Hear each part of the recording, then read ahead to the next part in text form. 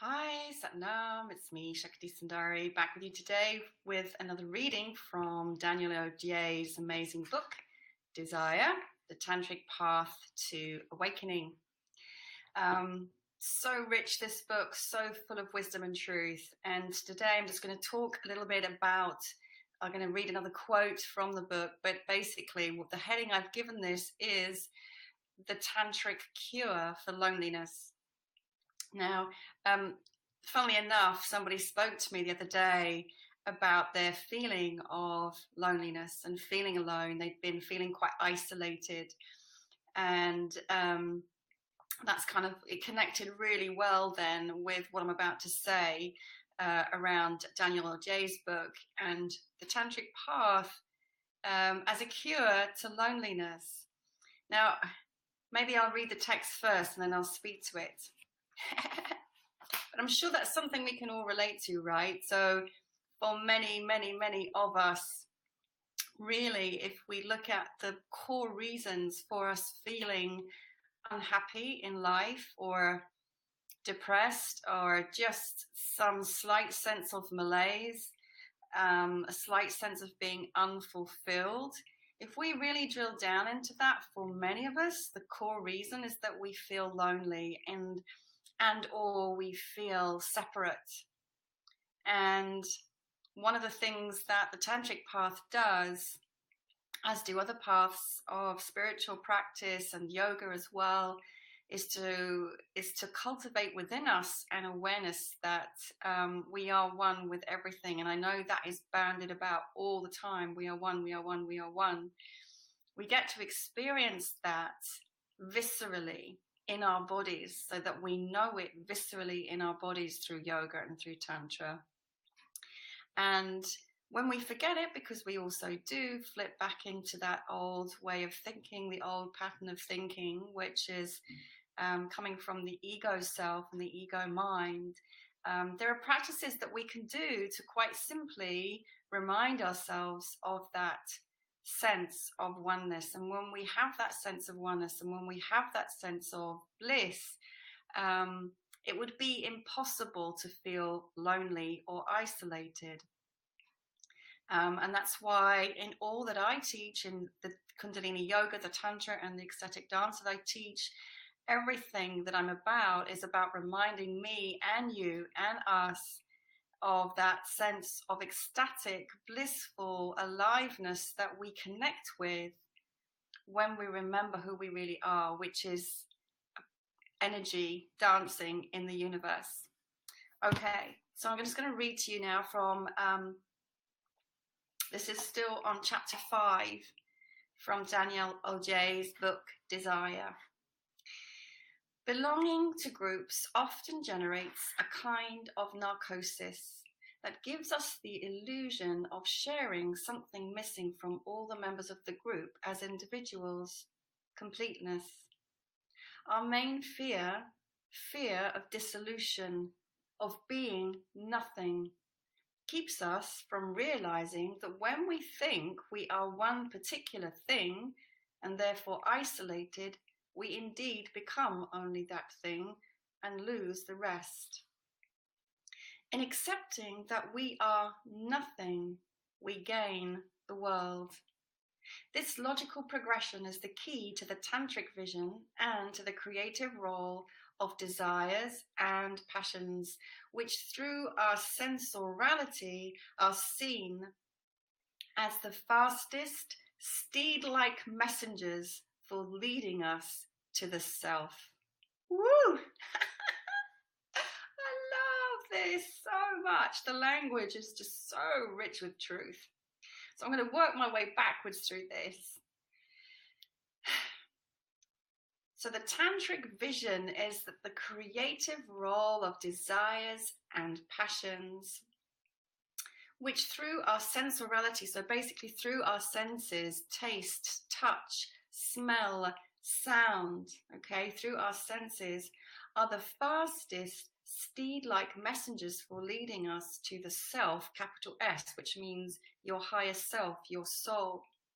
I'm going to explain what that means actually in a little bit, but I'm actually going to go back to the start. It will be easier. So this compulsion to not feel alone drives us into feeling that we need to be part of a group.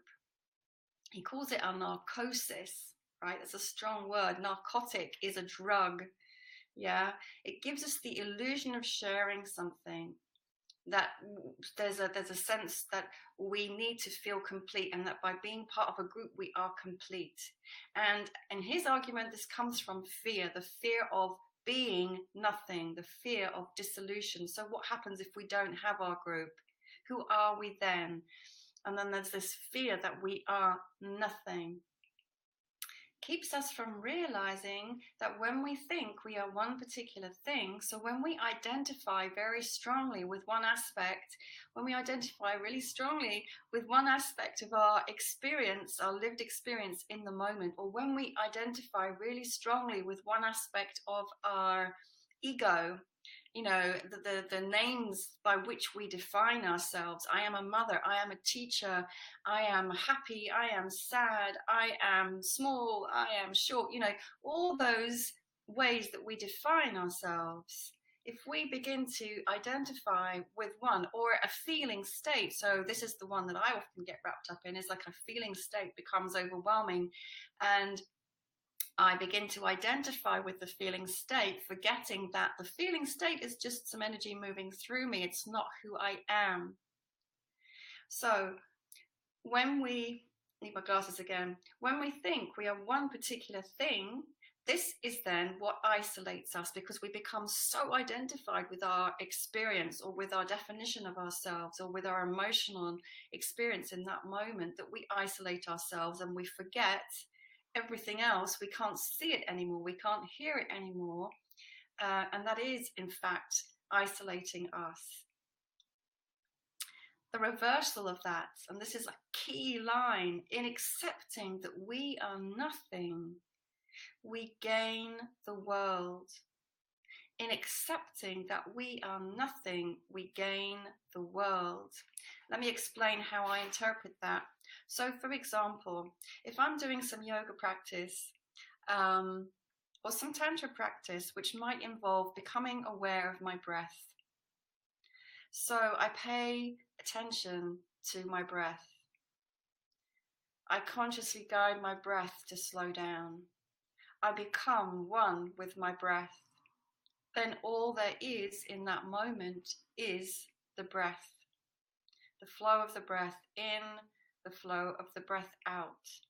And that is all there is.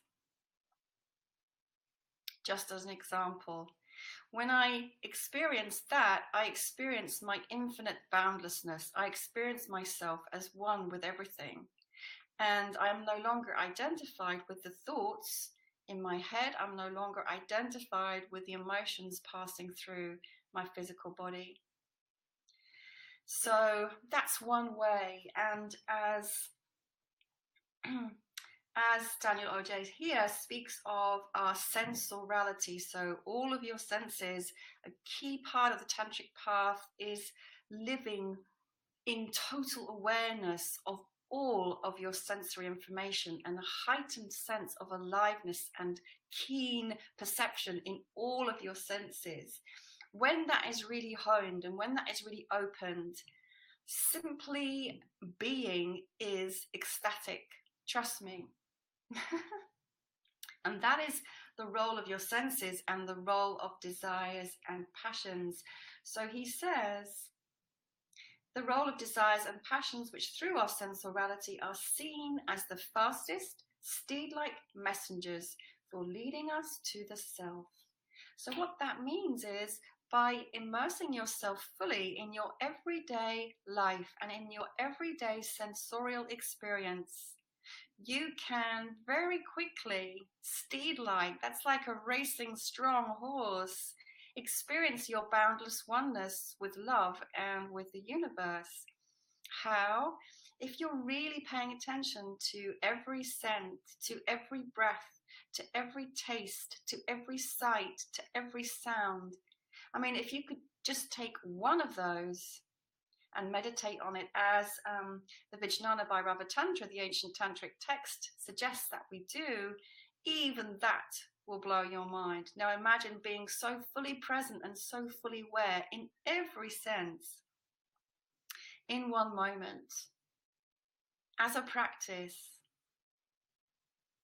very quickly we will access a blissful, ecstatic state of connection.